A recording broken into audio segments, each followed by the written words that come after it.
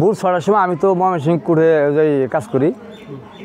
আমি একটা উকিলের এই মোহরি আইনজীবী সহকারী। আমি ওইখানে কাজ করে আমি আমার কাজের উদ্দেশ্যে চলে গেছি। চলে যাওয়ার পরে আমার ওই ওয়াইফ আমাকে ফোন দিচ্ছে, কয় এই ব্যাপার, এটা তো এইভাবে শুরু করছে। বললাম কও কি? পরে আমি থানায় ইনফর্ম করি। থানায় ইনফর্ম করার পরে বললো ঠিক আছে আমি দেখতেছি বলার পরে শেষ মুহূর্তে আর ৯টা বেজে গেলো। ৯টা বাজার পরে আমাকে আর কোনো সারা শব্দ দিল না। পরে আমি 999 ফোন করি। 999 ফোন করার পরে 999 তারা আটকাই দিছে। 999 অদ্যাবধি পর্যন্ত আসে নাই। এই বাজারটা হলো গিলাসলা বাজার। গিলাসলা বাজার নামও কি পরিচিত বেশি। এখন হইল এইখানে যে জায়গাটা, এই জায়গাটা এই ঘর কেন্দ্র করে আমার এই বাজার। এর আগে কোনো বাজার হয় নাই। এই ঘরে ১ বছর ১.৫ বছর দোকান করার পরে তারপরে ৯১ সালে জায়গাটাই আমাদের প্রতীক সূত্র সিএস আর আমাদের সকল কিছু আমাদের। এখন হলে এরা ওই দাবি করতেছে, এখন তো পাশাপাশি বাজার হয়েছে, বাজারে জমির মূল্য বাড়ছে, এখন আমরা এখান থেকে নিব। তারা হলো আমার চাচাতো বোনের ছেলের ঘরের ছেলে, নাম রেজাউল করিম শামীম। এরা তো ওই কোনোভাবেই আমার সাথে করে না পাইরা এরা নিয়ে হাইকোর্ট পর্যন্ত মামলা আছে। হাইকোর্টের সুপ্রিম কোর্টের নিষেধ মানে স্টেথোস্কোপ আছে। স্টেথোস্কোপ দেখানোর পরেও এখানে থানায় দেখাইছি, আমি ওই এমপি সাহেবরে দেখাইছি, তারপরে বিভিন্ন জায়গায় কাগজপত্র দিয়ে রাখছি। ওইখান থেকে নিষেধাজ্ঞাও দিছে। এখানে এই সুপ্রিম কোর্টের একটা স্টেথোস্কোপ আছে, নিষেধাজ্ঞা। এখানে কোনো যেন ওই দাঙ্গা হাঙ্গামা বা কোনো যেন না হয়, স্থিতিশীল অবস্থায় রাখার জন্য নির্দেশ দিছে হাইকোর্ট। এখন স্থিতিশীল অবস্থায় রাখার জন্য দিছে হাইকোর্ট দেওয়ার পরে দেখা গেছে এই কাজটারই একদিন পরেই এই অতর্কিতভাবে বহিরাগত সন্ত্রাসী নিয়ে এসে আমার এটা ভাঙচুর করলো। ওরা ছিল ৪০-৫০ জন ছিল বহিরাগত সন্ত্রাসী। আর এখানে ছিল সদাগর, এই রেজাউল করিম শামীম, মিজানুর রহমান সবুজ। এরা হলো 2 ভাই। এই সদাগর শিকদার হলো বহিরাগত সন্ত্রাসী বারাটিয়া। এখন এরা এইভাবে আমাকে বিভিন্নভাবে প্রাণনাশের হুমকিও দেখায়। এখানে যদি আসর তাহলে তোরা মাইরা বস্তাবন্দি করে লাশ ফেলাই দেবে। এখান থেকে যে সিএসের অনুযায়ী যে জায়গাটা, এই জায়গা তাদেরকে দেওয়ার পরেও তারা আমাকে জায়গা ছাড় দিতে হবে। কমপক্ষে ওই 63% আরও ছাড় দিতে হবে আমাকে। এটা হচ্ছে গত 3 এপ্রিল ভোর ৬টার সময় এই কাজ ধরছে। ভোর ৬টার সময় আমি তো ময়মনসিংহ কোর্টে যাই কাজ করি। আমি একটা উকিলের এই মোহরি আইনজীবী সহকারী। আমি ওইখানে কাজ করে আমি আমার কাজের উদ্দেশ্যে চলে গেছি। চলে যাওয়ার পরে আমার ওই ওয়াইফ আমাকে ফোন দিচ্ছে, কয় এই ব্যাপার, এটা তো এইভাবে শুরু করছে। বললাম কও কি? পরে আমি থানায় ইনফর্ম করি। থানায় ইনফর্ম করার পরে বললো ঠিক আছে আমি দেখতেছি বলার পরে শেষ মুহূর্তে আর ৯টা বেজে গেলো। ৯টা বাজার পরে আমাকে আর কোনো সারা শব্দ দিল না। পরে আমি 999 ফোন করি। 999 ফোন করার পরে 999 তারা আটকাই দিছে। 999 অদ্যাবধি পর্যন্ত আসে নাই। আপনাদের মাধ্যমে আমি প্রশাসনের দৃষ্টি আকর্ষণ করছি, যাতে প্রশাসনের আমার এটার জন্য হস্তক্ষেপ তাদের পড়ে, যাতে আইন শৃঙ্খলা রক্ষা করতে পারে।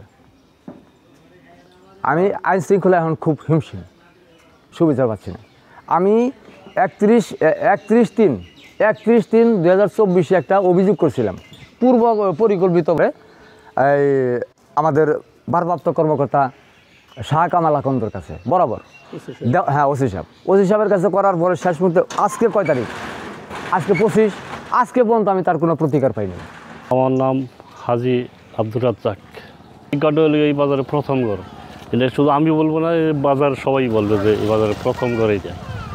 তো এই ঘর নিয়ে যে গণ্ডগোল যেটা হইতেছে, এটা তো এরা জোর জব্বরি করে নিতেছে। সব কিছু যা কিছু হইতেছে সব জোর জব্বরির মধ্যে। তো এটা এখন আইনের আশ্রয় নেওয়া হয়েছে, তারপরে তারা আইন কিছু মানতেছে না। শামীম, সবুজ, শাহিন, এরা আর কি 4 ভাই। এরা কোনো কিছু মানতেছে না। এরা খালি ওই টাকার বিনিময়ে অনেক সন্ত্রাসী কার্যক্রম যত আছে সব তারা করতেছে। এখানে এরা টাকা দিয়া গুন্ডা কিনে না কাজ করে। বিভিন্নভাবে তারা অত্যাচার করে। হ্যাঁ, বিভিন্নভাবে তারা এই অবস্থা করতেছে। হ্যাঁ, তারা এইভাবে তারা সন্ত্রাসী কার্যক্রম করে এই কাজগুলো করতেছে। অথচ এই উচ্চ আদালতে এই কেস দেওয়া আছে, তো সেগুলো মানতেছে না।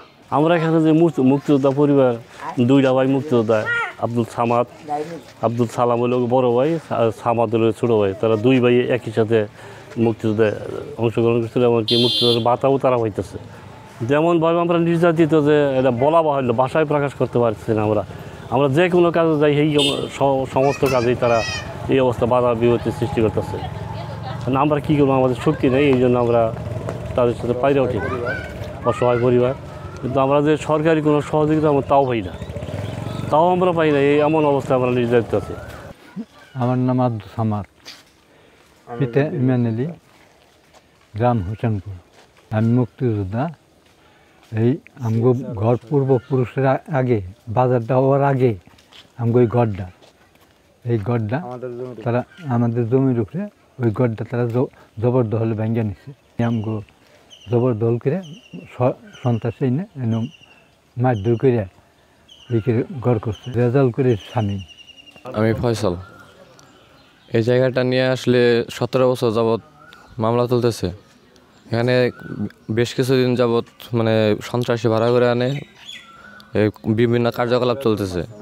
আমাদের একবার 2019 সালে একবার বেশ কিছু গুন্ডা ভাড়া করে আনে আমাদের মারামারি করছে, আমাদের প্রচুর মারছে। আমরা হাসপাতালে ছিলাম। আমাদের এখানে যে ঘরচোর ভাঙচুর করা হয়েছে, আমরা ভিডিও করে রাখছি কিছু। এমনকি এখানে যেগুলো লোক নিয়ে আসে তারা সবাই গুন্ডা সন্ত্রাসী। এরা দা কাশি সব কিছু নিয়ে আসে, মানে আমাদের দেখা মাত্র এখানে আমাদের ঘায়েল করবে। এখানে 10-15 জন না, 20-25 জন থেকে 30 জন করে নিয়ে আসে। এরকম করে একজনকে ধরার জন্য 30 জন করে আসে। নিঃস্ব ফ্যামিলি, অসহায় ফ্যামিলি। যে জমিটা নিয়ে বাজার, এরা রক্তের সম্পর্কীয় লোকই। কারণ ওই সালাম মুক্তিযোদ্ধার চাচাতো বোন, সে ওই মজিদ স্যারের মা। এই সূত্র, ওয়ারিশ সূত্রে সেখানে জমি পায়, এবং মজিদ স্যার পূর্বে দীর্ঘদিন এটা সেই দখলে ছিল। এবং ওইখানে বাজার প্রতিষ্ঠিত হইলেই জমির দাম হইল, এমন শরিকেরা এই ওয়ারিশের জমি নেয়। ওইখানে ঝগড়ার সূত্রপাত, সেই সূত্রপাতে তারা আদালতে, বিভিন্ন আদালতে মামলা, শেষ পরিশেষ এলাকার গণ্যমান্য যারা আছে, ইউনিয়ন পরিষদ, স্থানীয় মাতব্বর, সবাই চেষ্টা করছে এটা মীমাংসার জন্য। কিন্তু একঘেয়েমির কারণে, মানে মজিদ স্যারের ছেলে সন্তানদের আচরণ, তাদের একঘেয়েমির কারণে এটা মীমাংসা করা সম্ভব হয় নাই। বিদায় এরা এই মামলা ধীরে ধীরে হাইকোর্ট, সুপ্রিম কোর্টের আপিল বিভাগ আছে, এই জমিটা স্থিতি অবস্থায় আছে। তারপরেও এরা, আচ্ছা, মজিদ স্যারের ছেলে সন্তানরা আইন প্রতিবারই, তারা আগেও এরা প্রতি কাজে দেখা যায় আইন নিজের হাতে তুলে। এই মুক্তিযোদ্ধা পরিবারকে বালুরঘাট মডেল থানাও তেমন এটা আইনের দৃষ্টিতে তাদেরকে দেখে না, মুক্তিযোদ্ধা হিসেবেও দেখে না। যেহেতু সুপ্রিম কোর্টের আপিল বিভাগ যেখানে স্থিতি দিচ্ছে, সেখানে কি করে এখানে এরা এটা ভাঙিয়া আবার পূর্ণ এর ঘর ছিল 26 বছর যাবত। 1991 সনে থেকে বাজার প্রতিষ্ঠা, তখন থেকে এর কোঠা ঘর ছিল, আরও 2টা ঘর ছিল এরা দিছিল। সেই 2টা ঘর তারা টাকা দেয়, তাদেরকে ম্যানেজ করে উঠাই দিছে। এর এই প্রভাবেই এখানে এটা প্রতিবারই আইনটা নিজের হাতে তুলে এবং কিভাবে এটা স্থানীয় নেতৃত্ব সবাই মনে হয় এটা ওই পক্ষ কিভাবে এগুলি করে, আইন নিজের হাতে তুলে সব কিছু ওভারটেক করে করে যেতেছে। একাধিক মামলা, ফৌজদারি অনেক ঘটনা ঘটছে। এটা খারাপ লক্ষণ। এটা মনে হইতেছে খারাপ হলো, আইনের শাসনের ভাষা বা আইনের শাসনের পরিচর্চায় এটা বোঝায় না। তো এই মুক্তিযোদ্ধা পরিবারের মানুষ, মুক্তিযোদ্ধা পরিবারের এই লোকেরা যারা সম্পদ নিয়ে যেহেতু উচ্চ আদালতের মামলা, এ পর্যন্ত অপেক্ষা করা উচিত। যেহেতু সুপ্রিম কোর্ট সর্বোচ্চ আদালত, সে আপিল বিভাগ একটা রুল শোনানোর জন্য অপেক্ষা করতেছে। এটা শুনবে, রুলে সে পাইলে, মজিদ স্যারের ছেলেরা পাইলে, তারা আইনের মাধ্যমে আইনই তো এসে তাকে দখল দিয়ে যাবে। এই যে আমাদের বাপদাদার সম্পত্তি খাইতেছে শান্তিপূর্ণভাবে দখল, কেউ তো বাধা দেয় না।